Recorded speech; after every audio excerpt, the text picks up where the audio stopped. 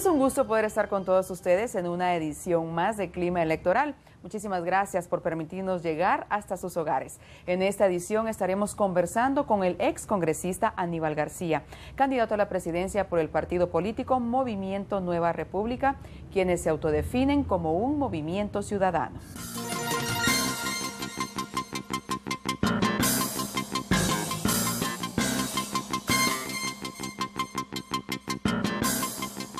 Muchas gracias, licenciado García, por estar con nosotros en Clima Electoral y poder dirigirse usted a los guatemaltecos.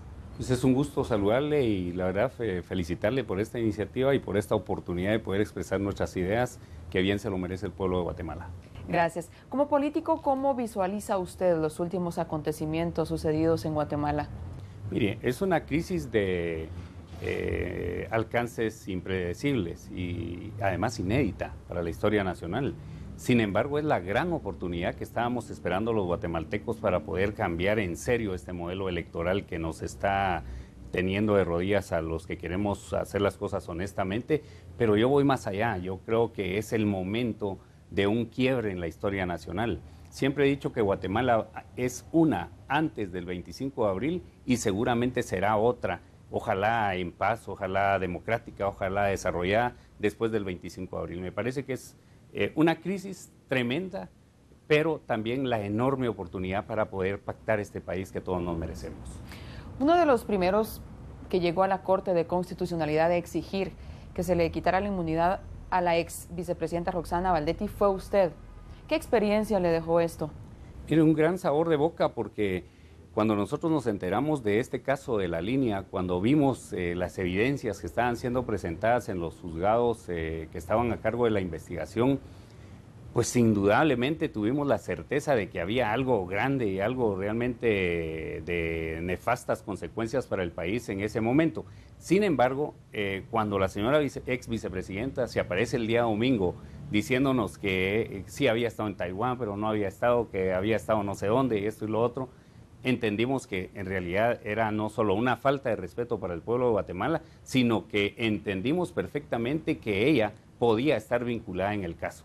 De manera que ese día el Comité Ejecutivo Nacional del partido se reúne y decide acudir a los tribunales a presentar el antejuicio. Resultado de eso, la señora vicepresidenta pues se vio presionada por todos los medios para dejar el cargo, pero como ciudadano, como político, como abogado y como dirigente del partido Movimiento Nueva República, me voy a sentir siempre orgulloso de haberlo hecho, aún a pesar de los riesgos que corrimos. Pero no solamente ha impactado al país el caso de la línea, también tenemos el caso de PISA, tenemos también el caso de la red. Seguramente también se dio en gobiernos anteriores. La CICIG se está destapando en este actual gobierno. Pero, ¿cómo podría hacer usted, que es candidato a la presidencia de Guatemala, de llegar a ser presidente y poder cambiar toda esta corrupción en la que estamos envueltos? Mire, es una buena pregunta porque en buena medida, Marisol, el problema ha sido que los presidentes de turno de toda la historia del país siempre han procurado impunidad para sus amigos. Un poco aquel refrán que dice la ley para mis enemigos y las prebendas para mis amigos. Desgraciadamente lo que nosotros hemos visto es una cantidad de funcionarios y especialmente de gobernantes que se han puesto del lado de la impunidad en lugar de favorecer la justicia. Una de las primeras promesas que nosotros estamos haciendo, y lo hacemos con contundencia y con compromiso, es que van a tener un presidente que va a respetar la independencia judicial. Es decir, la independencia judicial hay que entenderla como esa posibilidad de que ni el Congreso de la República se meta en las decisiones judiciales, ni el presidente. Por Dios santo, no merecemos los guatemaltecos un presidente o una presidenta que diga a quién se le debe juzgar y a quién no se le debe juzgar. El primer compromiso es ese. Y el segundo compromiso es que nosotros nos vamos a comprometer, y lo diseñamos en el plan, a una transformación total del sistema de justicia. En Guatemala, desgraciadamente, los juicios tardan mucho. Los juicios pueden tardar 10, 15 años. Es una cosa que se sufre en los tribunales de justicia, se lo digo como abogado. Y afortunadamente nosotros tenemos una propuesta de oralización de los procesos que creemos nosotros va a procurar una justicia pronta y cumplida. Pero la garantía de la independencia judicial la tienen en un servidor como Aníbal García. Usted fue diputado. En el Congreso, pues los diputados, nosotros los guatemaltecos los vemos en un gran caso de corrupción dentro del legislativo, de nepotismo. ¿Cómo podríamos cambiar desde el centro, desde la raíz del legislativo, que digamos en el dado momento también llega a mandar el ejecutivo? ¿Cómo podríamos nosotros empezar a cambiar desde adentro del Congreso para que ya no exista la corrupción y el nepotismo que caracteriza a los diputados? Mire, una de las primeras medidas, y afortunadamente la está logrando la sociedad, porque es la sociedad la que está presionando, es la reforma de la ley electoral y de partidos políticos. ¿Está de acuerdo? Estoy totalmente de acuerdo, es uno de los impulsores desde que fui diputado, porque estoy convencido que es una gran necesidad. Mire, desgraciadamente el modelo electoral guatemalteco condiciona a todos los que participan en política a que se metan a ese modelo corrupto y clientelar que es el que manda. Una primera casilla en Huehuetenango vale 10 millones de quetzales, en San Marcos vale lo mismo, en los en los municipios de Guatemala igual. Es decir, aquí se compran las casillas de diputados, no nos engañemos, eso lo sabemos todos. Pero hoy... ¿Por qué no se denuncia eso entonces? Se ha denunciado, Marisol. Le puedo asegurar que cuando yo fui diputado lo dije a los cuatro vientos. ¿Y entonces por qué no prosperan? ¿En dónde está el error? ¿Por qué no prosperan esas denuncias? Usted que es abogado, como bien nos los acaba de decir. Por dos razones fundamentales. La primera es porque desgraciadamente no habíamos tenido una fiscal como la que tenemos ahora. Déjeme decirle que yo felicito a la fiscal general Telma Aldana, ¿sí?, porque nos está dando una muestra impresionante de cómo se debe hacer el trabajo. Pero la clave es la CICIG. Es decir, sin CICIG, doña Telma Aldana no estaría haciendo lo que está haciendo. Entonces, se han denunciado miles de cosas. ¿Qué le faltó, entonces, qué le faltó a Claudia Paz y Paz para destapar esta olla de grillos que lo está haciendo Telma Aldana con la ayuda de la CICIG? Porque CICIG existe desde hace varios años. Ratos. Sí, yo creo que lo que le faltó fue la determinación y el coraje de entrarle a los casos de corrupción. Quizás ella pensó de que no entrándole a los casos de corrupción tenía asegurada la reelección. Es muy probable que lo haya pensado así. Pero yo siempre se lo cuestioné, siempre se lo pedí. Siempre le dije, señora fiscal, pase a la historia. En realidad el tema que hay que enfrentar aquí es la corrupción, pero no lo quiso escuchar. De manera que nosotros lo que estamos viendo hoy es una alianza formidable entre los ciudadanos de a pie que están protestando los días sábados, que están saliendo a cuestionar, que cuestionan por las redes sociales, que están alegando sus derechos, entre una fiscal que está cumpliendo su papel, entre un comisionado de la CICIG, que hay que decirlo también vino con coraje y gallardía a hacer su trabajo, y los buenos guatemaltecos y los medios de comunicación que están ayudando a que esto se vaya destapando. Creo que la oportunidad es de oro, es inédita, yo estoy contento. Déjeme decirle que uno se frustra cuando está en el Congreso de la República. Yo solo estuve 4 años en el Congreso y de ahí decidí salirme del Congreso. La mayoría de diputados prefieren seguir en el Congreso porque saben que les va muy bien. En mi caso, yo cumplí mi periodo, salí y ahora estoy luchando por esto. Pero sí está de acuerdo o no con la reelección de diputados. Creo que debe tener un límite. Yo estoy de acuerdo en que deben ser 2 periodos nada más. Creo que ahí sí ya no necesitamos diputados de 20 años. Por Dios santo, eso es una blasfemia en el caso guatemalteco. Ahí se crean feudos, se crean cacicazgos y eso me parece que debe terminar, igual que en los alcaldes. Perfecto. Vamos a la primera pausa en Clima Electoral, regresamos con más.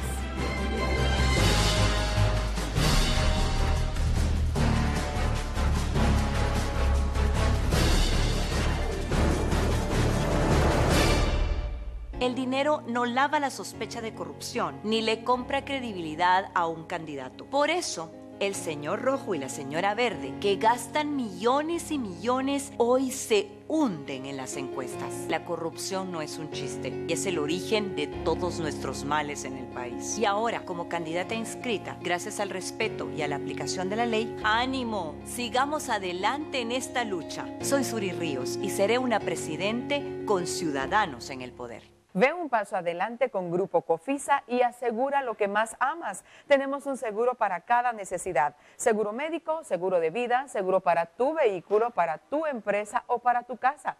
Ya lo sabes, asesórate en Grupo Cofisa llamando las 24 horas del día a los teléfonos 2387-9999, 5550-7507, 5205-0109 o puedes visitarnos en la 16 calle 2-99 de la zona 10. Ve un paso adelante con Grupo Cofisa. El 60% de los guatemaltecos son jóvenes, la fuerza productiva. Y para darle trabajo a los jóvenes, ¿qué hará? Impulsar el programa Emprendimiento Juvenil a través de créditos y ampliar la capacitación laboral en todo el país. ¿Y para los que no tenemos experiencia? Incentivaremos a las empresas para que contraten jóvenes a través del programa Mi Primer Empleo. Porque un país con educación y trabajo es un país que progresa. Cuenta conmigo. Sandra, presidenta. Si necesita transporte rápido y seguro, solo hay una forma. Aeroservicios, la flota de helicópteros más modernos y confortables para altos ejecutivos y personal clave de su empresa. Certificados por Aeronáutica Civil con todos los estándares de seguridad y estricta inspección semanal. Aeroservicios, vuela rápido y seguro.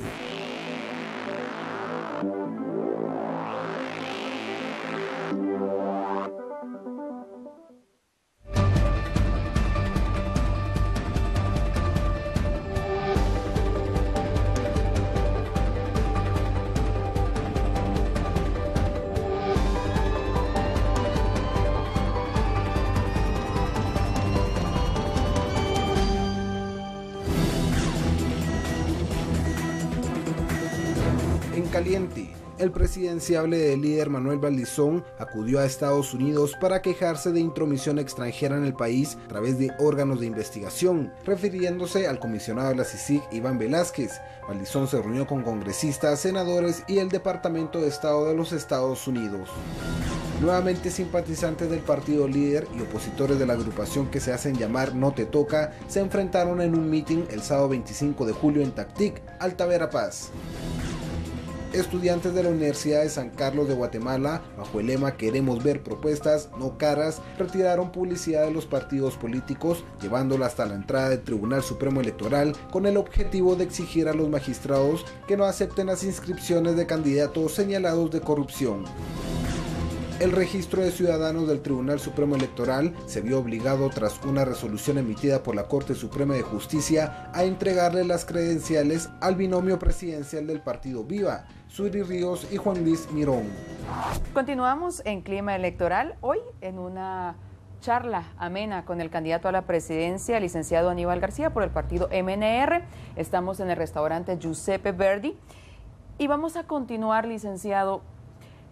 ¿Qué problemas son los que afrontan los candidatos a la presidencia para poder llegar a ella en esta actual contienda? En esta actual contienda, yo creo que el problema de fondo sigue latente. Mire, aquí hay una enorme inequidad entre quienes tienen millones de millones para gastar, que ya no hayan ni qué hacer con ellos, y otros proyectos como el nuestro, que tenemos limitadísimos recursos.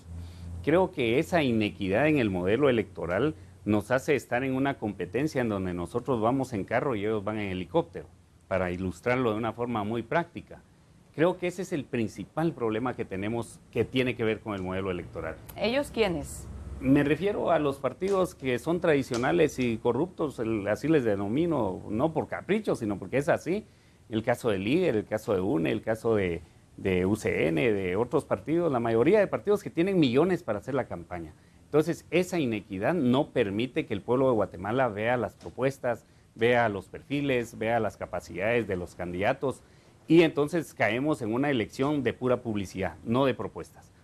Ese es uno de los problemas. Y el otro problema es sano, porque el problema sano que tenemos todos los políticos hoy en Guatemala es que estamos en el ojo del huracán. Es decir, la población nos está cuestionando como usted no tiene idea. Es decir, la población está muy atenta, está en una posición de mucho cuestionamiento. Lastimosamente, no es la mayoría de la población, porque hay una gran cantidad de gente que todavía no tiene esa madurez para cuestionar al político. Mire, cuando uno se mete a la política y cuando uno se mete a lo público, tiene que saber que esta es la profesión más delicada y más compleja que puede haber. Entonces, creo que ese problema es sano para los guatemaltecos, porque la calidad de la democracia que exista en Guatemala, la calidad de funcionarios que exista en Guatemala está relacionada estrictamente con la capacidad de cuestionamiento que tienen los ciudadanos. Me parece que ese es un problema sano. ¿Por qué decidió usted meterse a la política, ser un político, cuando son tan cuestionados por nosotros los que estamos fuera de ella? Y con el ojo del huracán encima. Puesto, sí. Mire, yo vengo en la política desde los 17 años. Yo soy dirigente estudiantil de educación media, cuando antes habían asociaciones de estudiantes de educación media. Soy egresado de la Escuela Normal Pedro Molina de Chimaltenango, una escuela muy crítica que forma maestros muy conscientes en el país. Y luego paso a la Universidad de San Carlos de Guatemala, en donde también me convierto en dirigente estudiantil de la Universidad de San Carlos, en este caso presidente de la Asociación de Estudiantes de Derecho. De manera que, habiendo estado en estos escenarios, cuando me gradué, era evidente que iba a terminar en la política. Pasé al gremio de abogados, ahí no participé mucho, después fui profesor universitario, y la cosquillita siempre está. La necesidad de transformar este país, la necesidad de hacer planteamientos diferentes, la necesidad de luchar porque se termine con este sistema clientelar y corrupto que a todos los guatemaltecos nos hace daño, evidentemente fue la que me motivó y me motiva para seguir en esto. No es fácil, es complicado, más en las condiciones en que nosotros hacemos la política, pero de cualquier forma creemos que va a llegar el momento en que el pueblo de Guatemala va a respaldar una propuesta como la nuestra. Creo que estamos más cerca que nunca. Muchas gracias. Al regresar de la pausa en clima electoral, escucharemos cuáles son las propuestas para darle solución a todos estos problemas. ¿Te parece? Regresamos.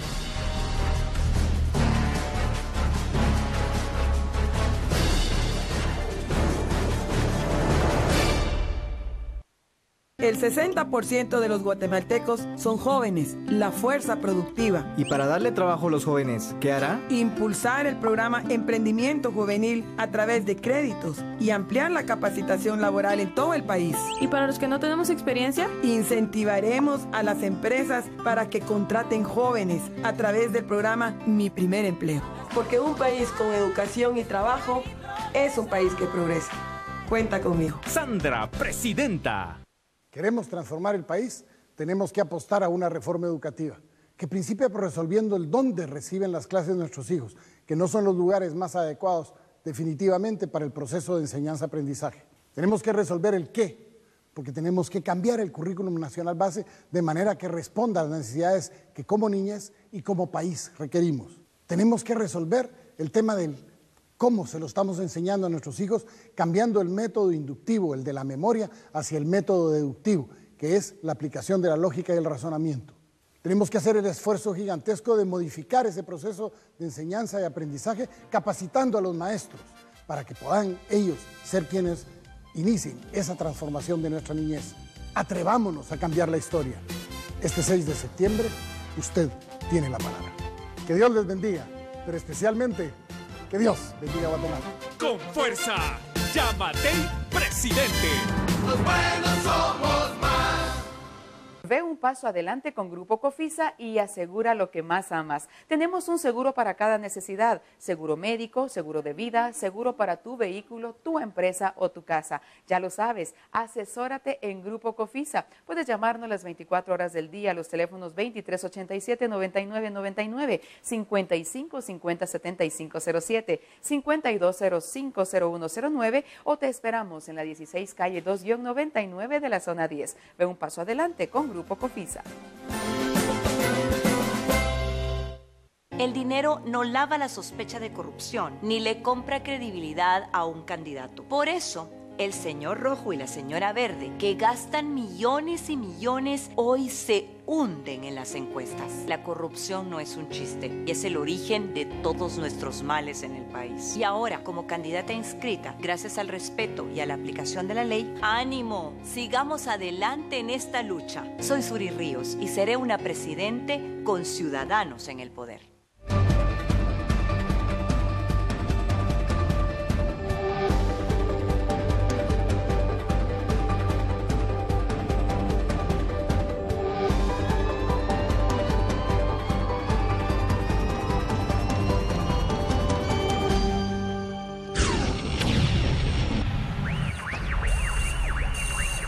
En frío, en medio de dudas legales y escasa voluntad y estrategia política, se encuentran las reformas electorales para ser aprobadas. La semana pasada, 93 diputados conocieron las reformas a la ley electoral y de partidos políticos en primera lectura, ocasionando dudas acerca de la legalidad del procedimiento. Expertos señalan que en los 3 debates se discute y apruebe con 105 votos, por lo que podrían impugnarse y dejaría sin efecto las reformas. Distintas organizaciones de mujeres feministas e indígenas presentaron un amparo ante la Corte de Constitucionalidad contra los diputados que no asisten a las plenarias para aprobar las reformas a la ley electoral y de partidos políticos. El padrón electoral, donde aparecen los 7.5 millones de guatemaltecos aptos para votar en las próximas elecciones, será impreso con un papel de seguridad, a tal grado que será imposible que sea duplicado a través de fotocopias. Estamos de vuelta en Clima Electoral. En nuestro bloque anterior estuvimos conversando de los problemas más grandes que afrontamos nosotros los guatemaltecos. No tenemos un lugar digno donde nosotros acudir cuando enfrentamos alguna enfermedad. El ICS, precariedad total. El Hospital San Juan de Dios, los hospitales del interior del país. Nuestros hijos tampoco tienen un lugar digno donde estudiar, donde formarse. ¿Cuáles son las soluciones que usted le da a esta problemática de llegar a la presidencia de Guatemala? Mire, hay dos situaciones que hay que dejar claras de entrada para los dos temas, y es de que desgraciadamente los presupuestos son insuficientes. En el caso de educación es el presupuesto más alto que tenemos en el Estado. Estamos hablando de 12.200 millones de quetzales, es una cantidad impresionante de recursos. No obstante, cuando uno compara esa inversión con la inversión promedio latinoamericana, nos quedamos cortos. Entonces, el primer tema es el recurso económico. El segundo tema, en educación, por ejemplo, son casi 6.000 millones de quetzales, perdón, en salud, 6.000 millones de quetzales, pero cuando uno habla con los técnicos, habla con los médicos, habla con la gente vinculada con el sistema de salud, nos dan una noticia que de verdad nos debería dar miedo a todos los guatemaltecos. Para tener el recurso idóneo, necesitamos nosotros triplicar el presupuesto de salud. Es casi, necesitamos 20.000 millones de quetzales. ¿De dónde lo vamos a sacar? Pero, ¿cómo puede ser esto posible si estamos viendo que la corrupción dentro de nuestro mismo gobierno se está robando el dinero? Lo poco que tenemos no se invierte en lo que se tendría que hacer. Hay tres cosas que son fundamentales. La primera es, en el caso de salud, tener claro que ahí hay tres niveles de salud. Está el primer nivel, el segundo nivel y el tercer nivel. ¿Qué es lo que pasa? Que ahorita en los hospitales grandes, en el Hospital General San Juan de Dios, en el Roosevelt, estamos atendiendo casos que deberían de ser tratados en el primer nivel. Es decir, en los puestos de salud, ahí debería de tratarse mucho de los problemas que estamos viviendo acá. Lo otro que tenemos es de que, para nuestra sorpresa, y porque de verdad es una tragedia nacional también, fíjese usted que el 40% de los casos que se están atendiendo en los hospitales tiene que ver con accidentes de tránsito y tiene que ver con heridos como consecuencia de la violencia. Es decir, no tenemos un sistema de salud que esté atendiendo las enfermedades de los guatemaltecos, sino fundamentalmente el tema de accidentes y de heridos de bala. Fundamentalmente, que no es solo llegar al lugar, sino es también el tratamiento que tienen que llevar. Entonces, el presupuesto se nos está escurriendo en las manos, viendo otro tipo de situaciones que no tienen nada que ver con las enfermedades infectocontagiosas. Incluso hoy tenemos un alarmante número de enfermedades crónicas que están siendo también de alta presencia en los hospitales. Entonces, tenemos que rediseñar todo eso. Y lo otro es reenfocar totalmente el sistema de seguridad social con el sistema de salud pública. Ya no podemos seguir con el ICS trabajando por su lado y con el sistema público trabajando por su lado. Si no tenemos esa capacidad, la crisis va a continuar. A los médicos les ofrecemos un trato digno. Miren, no hay peor médico, peor policía, peor maestro que el que está mal pagado, el que no tiene vocación. Pero sí se necesita un salario digno, en este caso, para poder hacer funcionar el sistema de salud. El tema de educación es más complicado aún, porque de los 12.200 millones que hay para educación, el 1% de ese presupuesto es para inversión. El 99% es para funcionamiento. Imagínese usted, ¿qué podemos hacer con un presupuesto en donde todo está amarrado? Claro que le ofrecemos mejores sueldos a los maestros, claro que les ofrecemos dignificación del magisterio, pero tenemos que pensar en una revolución educativa para el siglo XXI.